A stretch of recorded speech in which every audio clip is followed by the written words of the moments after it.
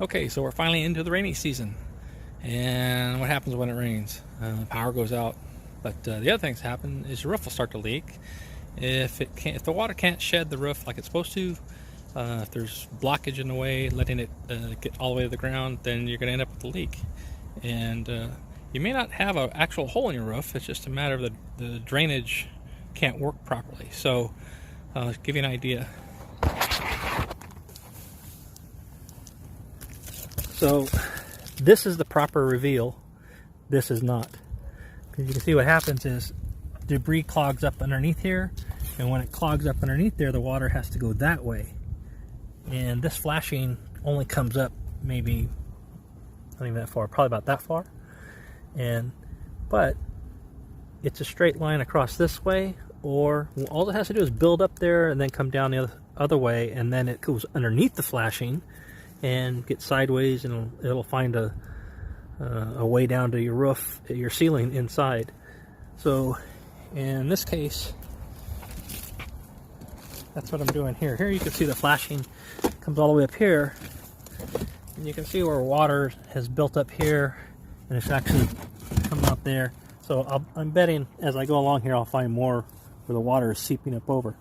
This roof has a leak, and it's coming off the plywood, and the leak is right about in here if you're standing in the bedroom.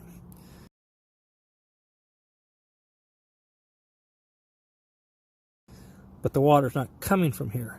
The water's coming from over here.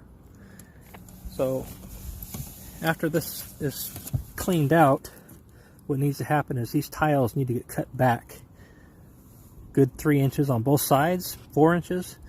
That way it'll allow all this debris to find its way down and not clog up that flashing. You can see it there. So anyway, get started on this and see what we find. So here's kind of what I'm talking about. I'm sure I'll find more down the line, but the debris blocks the water, and then it happens, it backs up and gets over here and just seeps underneath that flashing, and then finds its way onto the ceiling. So I'm going to keep on cleaning and see what I find. Okay, so the leak in the ceiling of the bedroom below is right about here.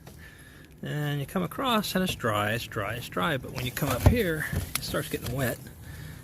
And then up there it's really wet, climbing over the flashing. And if this is the last catch-all right here, this lip, water's supposed to not get past that, but if it's full of mud, it's going to climb right over the top of it.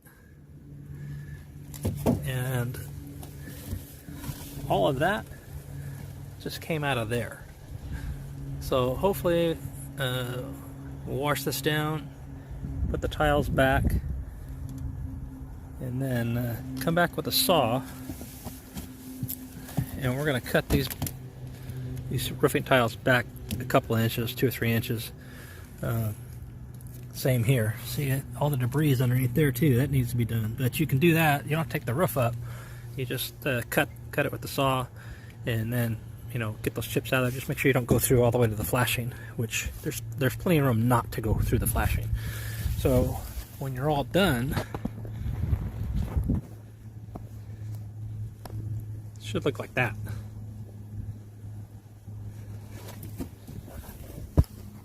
Not like that.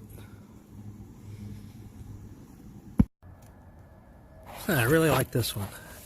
The tile is too small to fit the roofer's design, so he just lays it in the flashing. Nice.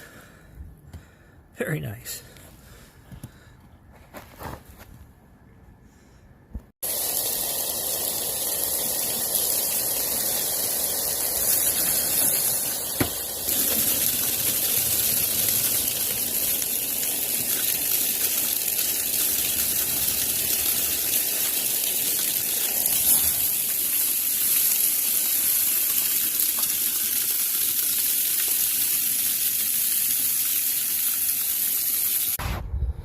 Alright, so I got it hosed all down on half of it, and I intentionally let the water get up over that lip. And I asked the homeowner to go see if it's dripping in that same spot, and sure enough it was. So we're going to put all these tiles back down, and wherever that final lip is smashed all the way down, I'll lift it back up a little bit. And the tiles, of course, may push it back down a little bit, but nevertheless, you still want it to have some little bit of a gap there so the water doesn't climb over it. So anyway, get this mess put back together, and after it's all put back together, we're going to come back with a saw and open it up to where it can drain properly.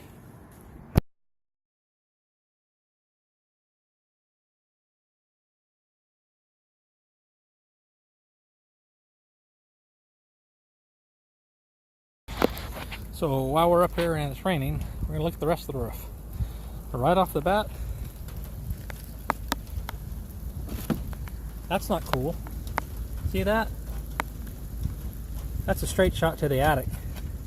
The roofing paper is torn, and no doubt this is getting leaks into the attic, but it just might be in a location where it's hitting so much insulation it just doesn't show through. So anyway, gotta fix that.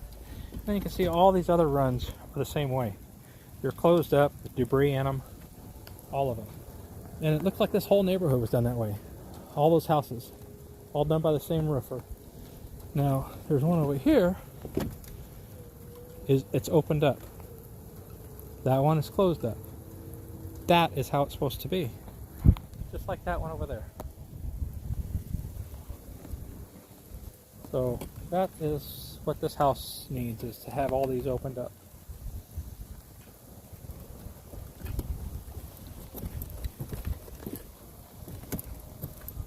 Here's another possible leak, and look at this one.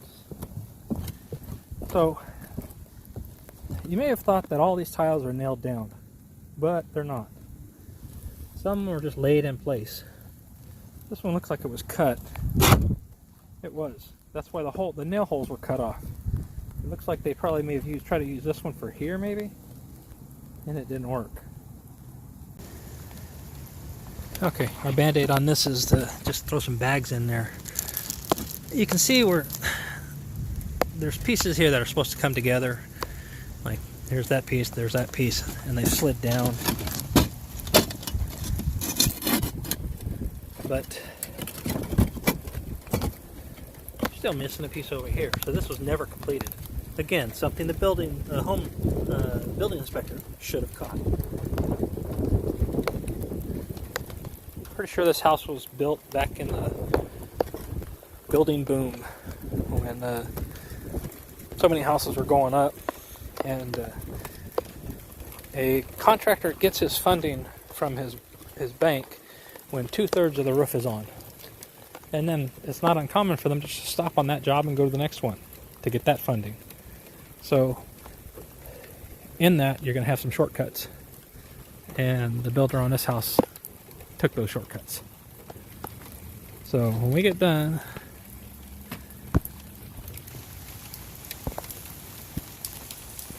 that's what we're going for. A nice clean drainage, no debris. Okay, last thing I want to leave you with on this video is that I actually talked to the homeowner afterwards, and she told me that they actually had 2 inspections on that roof, and both times they were told there's nothing wrong with the roof.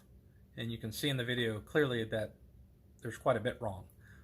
So unfortunately, the person they called out didn't do the job right. So with that, if you are looking at having your roof inspected for any reason at all, it helps to know the terminology. It's pretty basic, and at the end of this video, it's going to be a little picture. You can Google roof terminology, and there's tons of them. But your major concerns are going to be the ridge line. That would be like where you saw a big hole. That's where all the ridge lines come together. And then the other one is the valleys, you know, where the dirt it gets all clogged up and everything. Those are your major concerns. And the last one would be flashing. But it's mostly going to be the valleys if we're going to have problems. So ask them questions. Ask them to take pictures. You know, are they clogged up? Do you think they need to be opened up? Did you clean them out? Or, you know, those kind of things. What can be done to make sure that everything is in proper working order? So find a good roofer. Good luck. And don't be afraid to ask questions. All right, good luck.